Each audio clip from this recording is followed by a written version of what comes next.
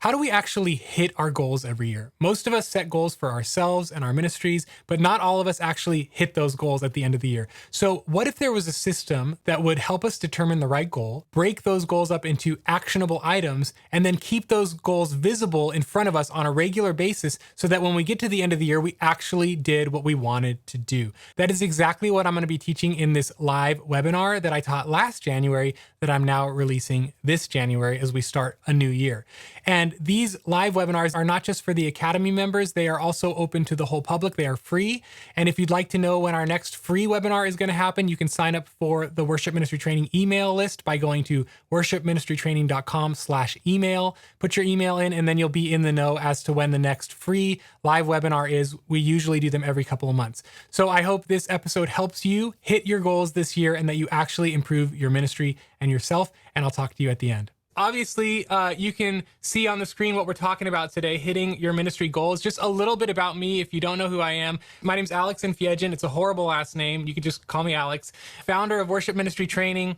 We've had the privilege of equipping over 15,000 worship leaders around the world through our various resources. So it's just a privilege to be used by God in that way to strengthen the global church. And then I'm also a worship pastor at a local church for the past 6 years. I've been at a church of about 10,000 people. So very large, very busy, multiple teams, multiple venues, not multiple campuses. It's a single site campus, but multiple venues within our church, youth ministry. So anyway, that's a little bit about me, just so you understand my context. But I know it sounds impressive to work at a big church, but trust me, I've worked in churches of 150 and 300 and 450. They're all the same, honestly. It's all about loving people and being a good leader and just trying to keep the word central. And if you do those things in any of those contexts, you will be successful. So I have experience in multiple contexts, but my current context is large. So that is a bit about me. Like I said, we're going to be talking at how to actually hit your ministry goals this year. Because what happens is many of us set goals every year, but not many of us actually hit those goals. And sometimes that's our fault, that's on us. Sometimes it's because of circumstances outside of our control. So no judgment if you don't always hit your ministry goals. But we want to do our best. And yet at the same time, we also understand that man makes his plans, but the Lord directs our steps. We all know that verse. But the truth is, and I like to say this, that we still need to step. God still wants us to take steps. And so that's what we're going to be discussing today. How will we practically set up our lives so that we're actually taking steps towards the things that we believe God is calling us to? Because God is calling each of us towards something, and he wants us to build our ministries towards something. And so how do we actually structure our lives and build a system in place to get us to take those steps to actually achieve those ends? That is what we're talking about today. So just before we get into the content, you can type yes or no. How many of you actually set goals for your ministry every year? Like you sit down in December or January and you actually set goals every year for your ministry, not for yourself, but for your ministry. That's great, you guys. Most of you do that. That's awesome. Because we all know the verse, without vision, the people perish. And even though I believe that verse is taken out of context and doesn't actually mean what we say it means, it still is a valid point that we do need to have vision for our ministries. So that's great that most of you do it. The next question is, how many of you feel you actually hit those goals each year? How many of you feel like, I set goals, but I hit them? Yes or no? Do you hit your goals? Yes or no? We have good intentions, but we don't always follow through. And that's what we're going to talk about today. And like I said, I'm going to teach you my proven system. And that's a buzzword, proven system, blah, blah, blah, right? But it actually, like I have for the past 4 years, been able to accomplish more in the past 4 years of my life than in my previous, 33 years of life. And so, and that's just because of this rhythm that I have that I'm going to be teaching you in just a bit. Like most of you, I carry a pretty heavy load and a pretty full plate. I'm sure you do as well. But last year, with God's help, I was able to write, film, edit, and launch 100 video lessons for my courses. I've developed and launched an online academy for worship leaders. I wrote 52 weekly worship team devotionals. I wrote and filmed and edited 200 social media videos. I developed a whole bunch of other resources for worship leaders and did a whole bunch of live trainings in the Worship Ministry Training Academy, all while having a full-time job, keeping my podcast going every month, and homeschooling our kids and doing construction projects on the house. Now, please don't hear me saying that like, oh, look how great I am. I am not saying it to brag. I'm simply saying that no matter how busy you are, it is possible for you to hit your goals no matter how busy you are. And the key is having the right system in place. As long as you have the right system in place, you can do so much more than you give yourself credit for. There is another component too, which we won't talk about fully today, which is eliminating distractions. I'll talk a tiny bit about it later, but that's a whole other topic that we could probably do a training on. But the truth is, if we don't have a system that keeps us on track with our goals, then the busyness of life and the weekly grind of ministry will get in the way, and our goals will simply fall by the wayside. You know, we start out with grand ambitions, but then they fizzle out before coming to fruition. So today, what we're going to do is I'm going to help you have some mental frameworks to dream up your grand plans for your ministry, and then I'll show you the system that I use to actually bring those goals to reality. So usually you want to set your goals in, you know, kind of that window between the end of Christmas season and like the first 2 weeks of January. There's kind of a natural lull in our calendar, but it's never too late to start. If you haven't even begun thinking about goals yet, it's still January. There's a lot of year left, so don't stress out. You can still set some goals for your particular ministry. So here's how we set goals. This is the first thing. I'm going to give you 4 things to do, and I'm actually going to give you to-do items. Because without action, things will not change. Okay. So the first thing we're going to do as we think about our ministry goals is determine your area of focus. Determine your area of focus. What is most important to your team right now? Like, what is the most important area you need to improve in your team right now? What area do you want to improve this year? And here's the key about this. You only want 1 or 2 areas of focus per year.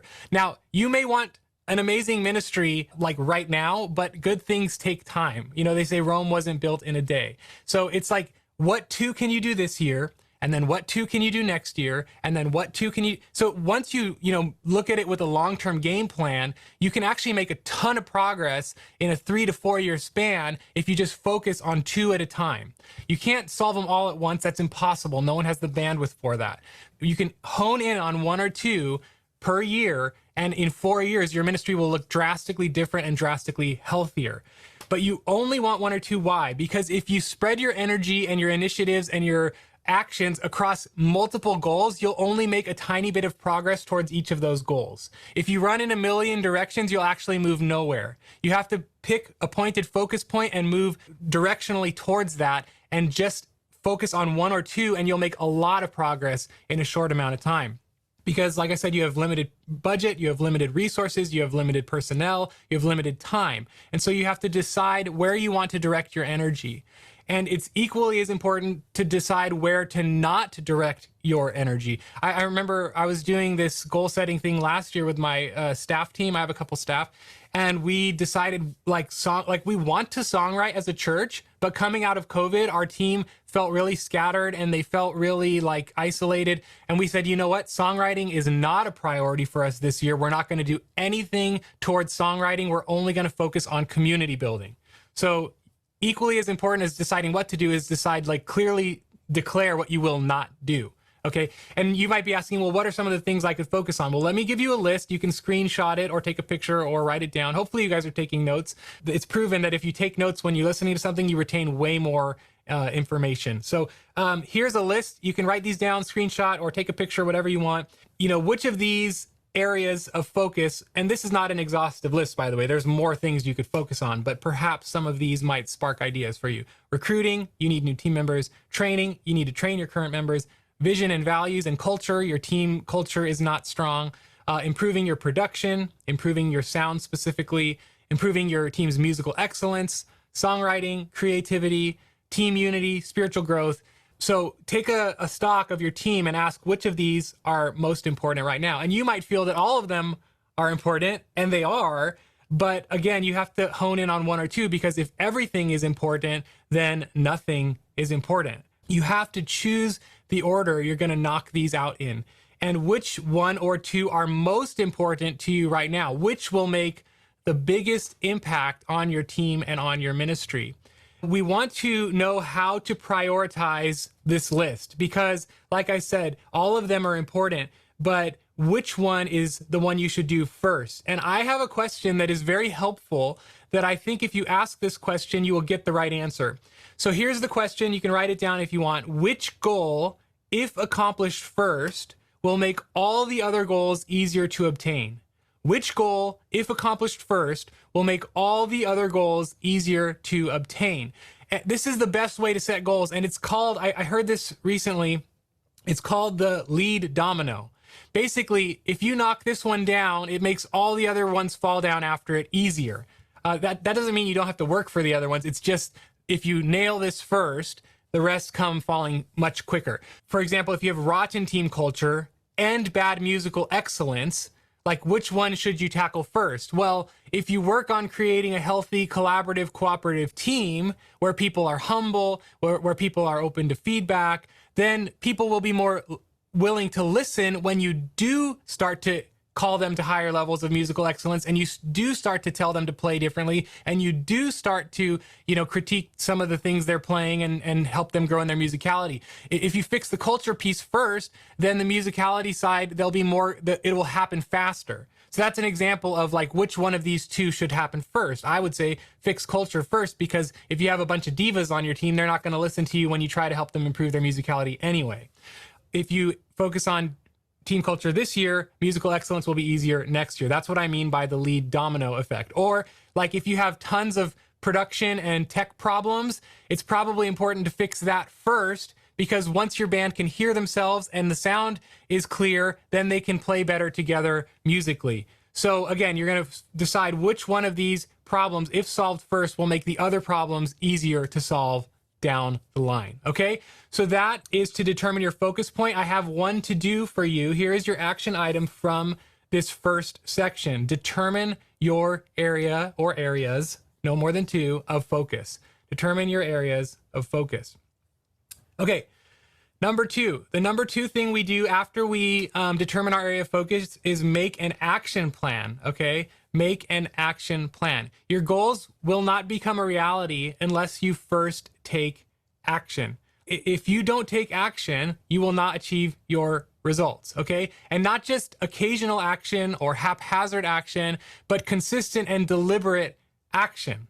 Consistent and deliberate action. That is what you're going to be going for. And so you need to ask this question: which actions do I regularly need to take to achieve my goals this year? Which actions do I regularly need to take to achieve my goals this year? See, everything in life is achievable. Like if someone else has done it, for example, okay, Elon Musk wants to go to Mars, okay? Like I'm not gonna go too down a rabbit trail, right? But like this guy, his goal is Mars. He is working backwards to achieve that result. And I bet you he will achieve it in our lifetime.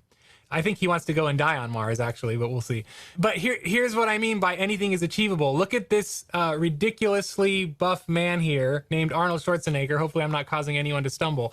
But Arnold Schwarzenegger looks like this because he took action on a plan. He followed a plan. He did certain things at certain times, certain days, certain months, certain weeks. He had a nutrition plan and he had a workout plan, and he stuck to that plan year after year after year after year. And because he took action on his plan, the results show for themselves. See, actions lead to results. Actions lead to results. And if you do the right things consistently, the results will come. It is a biblical principle. You can see it in Galatians 6:9. It says, let us not become weary of doing good, for at the proper time we will reap a harvest if we do not give up. And so we want to make an action plan, and that means breaking your big goals into small action items that you repeat at regular intervals. So what do you have to do every week, every month, every quarter, and every year in order to improve the area that you're setting out to improve? What do you have to do every week, every month, every quarter, and every year to improve your focus area? And I will give you an example. So let's say that your goal this year is to improve your team's musical excellence. Okay, that's great. It's a great goal. But what do you have to do? Well, let me give you some weekly ideas for what you would do, and you can apply this concept to your focus points in particular. But if I wanted to improve my team's musical excellence, I would ensure that my team has the resources that they need to practice the songs well and learn their parts. That would be one thing I would do every week. Make sure they have the right chord chart, the right MP3, the right tutorial videos, LinkedIn Planning Center. That's one thing I would do every single week, is ensure they have the right resources. I would send them a weekly reminder and an encouragement to practice and prepare every week. I would text my team. I would run an efficient and effective rehearsal and give feedback and clear direction every single week.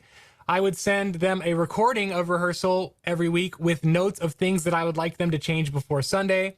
And then I would debrief the services with them and send them a live stream link or a recording of the service for them to review. I would do that every single week if my goal was to improve my team's excellence. Now, monthly, what would I do? Monthly, these are the action steps that I would take monthly. I would perhaps give my team a musical stretch song. That means a song that's a bit harder than normal, a bit more technical than normal, a bit more complex of an arrangement than normal. I would give them one of those every month. I would tell it to them in advance, and I would give them the resources 4 weeks in advance and say, hey, practice this song extra, because I'm challenging you with this song. Or perhaps every month I would work with one specific musician one-on-one in my office, helping them grow in the piano or whatever instrument they play, helping them grow. Work one-on-one with a musician every month. Quarterly, I would probably do a workshop. This is if my goal is musical excellence. You're gonna have to translate these action items into, I'm just trying to show you how it works. Quarterly, I'd probably do a workshop where I bring in an outsider or coaches or excellent musicians to train my musicians. So I would do instrument-specific workshops once a quarter. And then maybe I would do a song arrangement day where we just have like a Saturday where we're practicing 2 or 3 songs and really dialing in all of our parts until they sound great. And then yearly, I would probably take my team to a concert of a popular worship band to get them inspired, or maybe take them to a conference. Okay, so this is how you break down your goal, your focus area of musical excellence into weekly, monthly, quarterly, and action steps.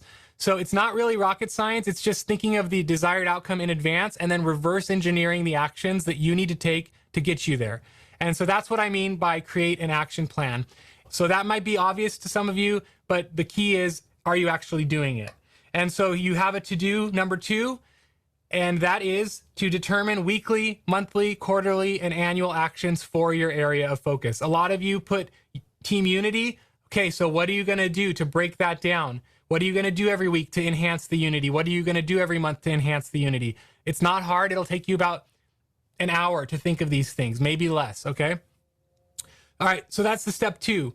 Is to create an action plan. Step 3, and then we have one more after that, is to put these actions on the calendar. So it does no good for you to simply know the actions you need to take in order to hit your goal. You actually need to do them.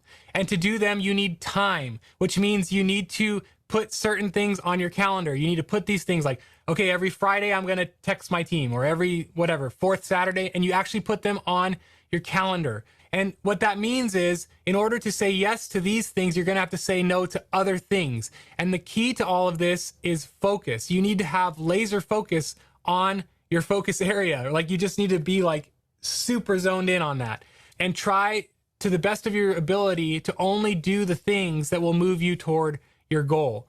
And so assign a date to your action items. Once you have your list of action items for quarterly, weekly, monthly, and by the way, I have a calendar at worshipministrytraining.com. If you go to worshipministrytraining.com/resources, or if you're an Academy member already, it's in the Academy. But if you go to worshipministrytraining.com/resources and put your email in, there is a ideal ministry calendar. It's not focused exactly on the focus point, but it's like, how do you have a healthy ministry in general? What are the actions you need to take? So you could check that out, worshipministrytraining.com/resources. But basically, you want to get one of those whiteboard calendars, or on your Google Calendar, or on your task list, and you want to assign due dates to your specific action items, because if you don't put a due date, they will be forgotten about. It's very important. You have to put a due date. And if you're in the Academy, I do have a ministry tasks template that you can get access to. So for you Academy members that are watching, go to the docs and resources page and grab that. It'll tell you what to do on what days, okay? The key is, and this is your third to do for today, and then we're going to talk about the actual system of keeping these goals in front of you. The third to do is to assign dates to all of your action items, okay? Very simple to do, but if you do this, you will start to see results. And like I said, you might be feeling overwhelmed, and you're like, wait, Alex, I have to do all of this? And my answer is yes, you do, if you want your ministry to improve. See, there is pain involved in having a great ministry.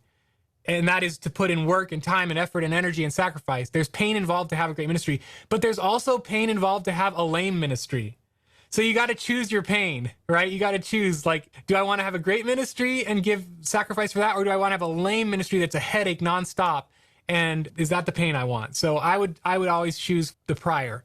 Like I said, you could do all of the steps that I've outlined so far in less than a day, okay? If you set aside one day next week to work on this, you can have your game plan mapped out and with dates assigned to it, okay?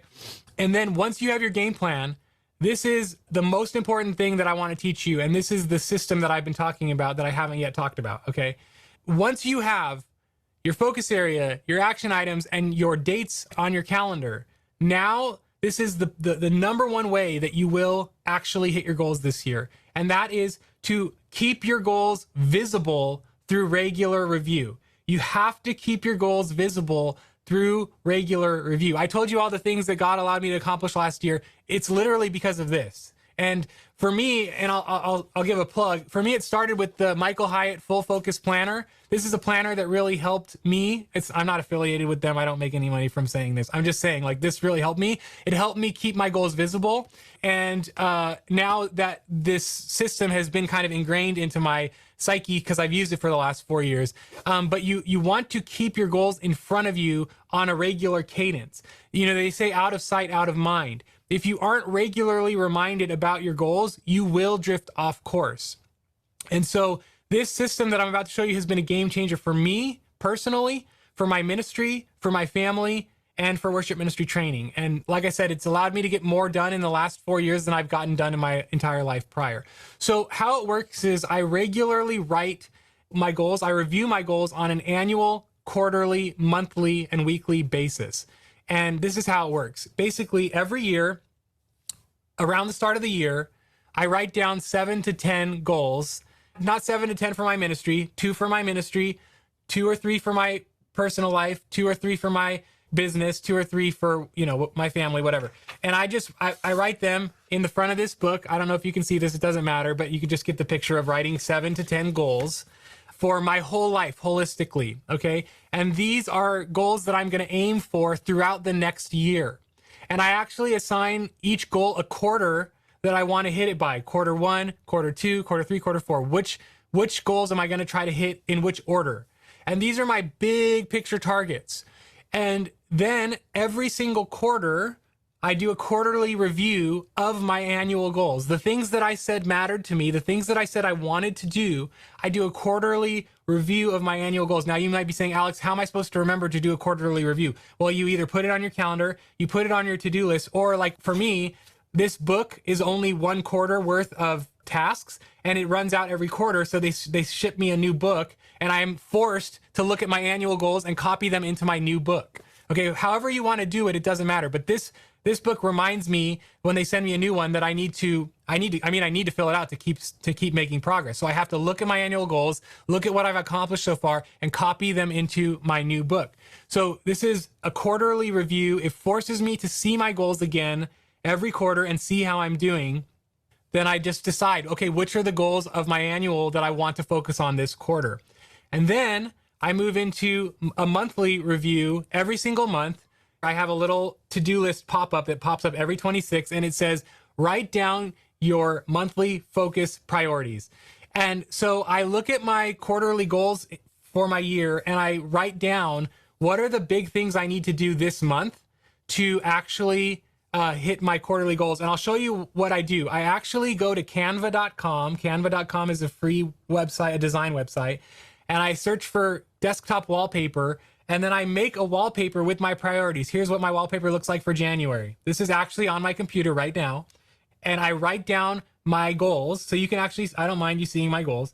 Launch team devotions to my email list and to social media. January webinars. This is the second one. So I've accomplished that one. Translate my devotions to Spanish and submit it to the Bible app. I have a young man translating them right now for me. Launch a beta cohort program. I'm in the process of that. So anyway, I'm not going to go through all my goals, but you can see I put this on my desktop. Why?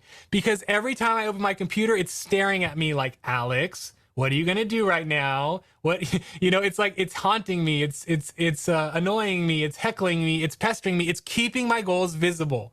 It's like, Alex, you said you want to do this. Do you really want to just go scroll on YouTube right now? Or do you want to actually hit your goals? So this monthly visibility is super crucial for me to make progress. So whether you do it on your computer desktop, whether you do it on your smartphone, you can make a smartphone wallpaper, but you want to see these things constantly. And then you want to be like, oh yeah, I said I want to do these things, so I'm actually going to do these things. You can also write it on a whiteboard in your office. It doesn't matter. But the point is, you want to see it every day. I like to put it on my computer because every time I open the lid of my laptop, I'm like, oh my gosh, I got work to do. Okay. So that is for me the monthly goals, and it helps me to be less distracted. I'm still just as distracted as most people in society, but I'm less distracted because this is reminding me every single minute what I actually want. And distraction, like I said, this is a whole other webinar that we should probably do one day. Distraction means distraction. Traction is the thing that the tires spinning on the ground, moving it forward, gripping it and moving it forward. That's traction. Distraction means it's anything that's pulling you off of track. It's pulling you off of the thing that you actually want most in life. So what do you want most? I want these things. I'm going to go after these things, and I'm going to try not to let YouTube and Instagram and TikTok and all these things pull me away from what I actually want in my life. Those things provide no value. This provides value. So that is the monthly review. And then the weekly review, every single week on Sunday night, I do a weekly review. I look at my past week. What did I accomplish? I look at my upcoming week, calendar events, to-do lists, major projects. I literally map out every single day of the next week. What do I need to do every day? And I make sure that at least one or two of the things that I'm doing go all the way back to my annual goals. One or two things that I do every week are somehow tied to my annual goals. If you only look at your goals at the beginning of the year, you will not hit them. Okay? I can pretty much guarantee that. If you only look at your goals at the beginning of the year, you will not hit them. That's why this system that I just explained helps you actually make progress. And so to summarize, you want to determine your area of focus. I'm sorry, this text is so small. Determine your area of focus. Determine the actions you need to regularly take to make those goals a reality. And then put those actions on your calendar and do them. And then lastly, this is the key, the system, is to review your goals on a weekly, monthly, quarterly, and annual basis. This is how we accomplish our goals. I heard a friend say this. I don't know where he got it from, but it's a great concept. Plan the work the plan will work. Okay, plan the work the plan will work. So you sit down at the beginning of the year, you do all these things that I taught you in this webinar, then you actually do the plan, you act it out, and at the end you get what you wanted. That's how we make progress. That is how we make progress in our worship ministries or in our personal lives. And this can be applied completely to your personal life as well. That's why I hope it was high value content for you guys. If you liked this webinar, I do these live trainings every single month inside the Worship Ministry Training Academy. Listen, I'm not here to sell anything, okay? This is a free webinar. I want to provide value. What I do want to make you aware of is that there are more tools if you want them. That's how I approach what I do with worship ministry training. Is like, I'm going to give away as much as I can to give away. And if there are more things that you want, I will tell you about them. And if it's helpful to you, great. So I want to tell you just quickly about Worship Ministry Training Academy, and then we're going to move into our Q&A about hitting goals and anything else that we talked about today. So just briefly want to show you Worship Ministry Training. It's an online academy. We have worship leaders from all over the world in Worship Ministry Training Academy. And the way that it works is I try to give you the knowledge and the skills you need to build a thriving worship ministry. That's one element, is the knowledge and the skills through 10 in-depth courses. I have courses on set building, team building, musical excellence, theological foundations, administration, running rehearsals, group communication, courses, knowledge, skill. Okay. That's one way we try to help our academy members. The other way is personalized coaching. So you can post your questions in the academy. I will answer them. Other people will answer them. We have live monthly trainings like this one every single month. And we have active forums that you can just discuss things with other worship leaders. You can also attend live interviews. So all of my podcast interviews are now conducted live in the academy. So you can learn from famous worship leaders or even non-famous worship leaders who are just crushing it, doing an amazing job. While I'm there interviewing them, you can watch live, and then you can ask your questions to them specifically at the end. And then we help you get organized in your ministry if your ministry is chaotic. We have a whole bunch of templates, an audition template. We have an onboarding documents template, a vision and values template for your ministry to help you create your own vision and values, a ministry calendar template, a ministry tasks template for what to do every day, annual team review docs, those types of things. Like the administrative side, if you're not good at that, we provide all of these for you. You just plug and play into your ministry. And then team discipleship materials. So we have weekly team devos that you can run with your team, all completely done for you. Scripture, summary, discussion questions, and a closing prayer. And then also we have team building activities that you can do with your team every month. So that is the Academy. It's $1 to try. If you go to worshipministrytraining.com, I'm going to post the link in the Zoom. We'll do about 15 minutes of Q&A, and then we'll send you guys off on your day to be blessed to do whatever you're called to do. So, all right, I hope this episode was helpful to you. And if you enjoyed that webinar, I'm going to encourage you to sign up for our mailing list so you can get access to the next free one, worshipministrytraining.com/email. If you'd like to join the Academy, we also have webinars every single month, live trainings on relevant topics that will help you grow as a worship leader, plus all of our 10 in-depth courses, our live podcast interviews, and all of our docs and resources to help you get organized in your ministry and disciple your team. You can try the Worship Ministry Training Academy for just $1 by going to worshipministrytraining.com. And I would love to meet you inside of the Academy. Otherwise, I will see you in the next podcast episode. God bless you guys.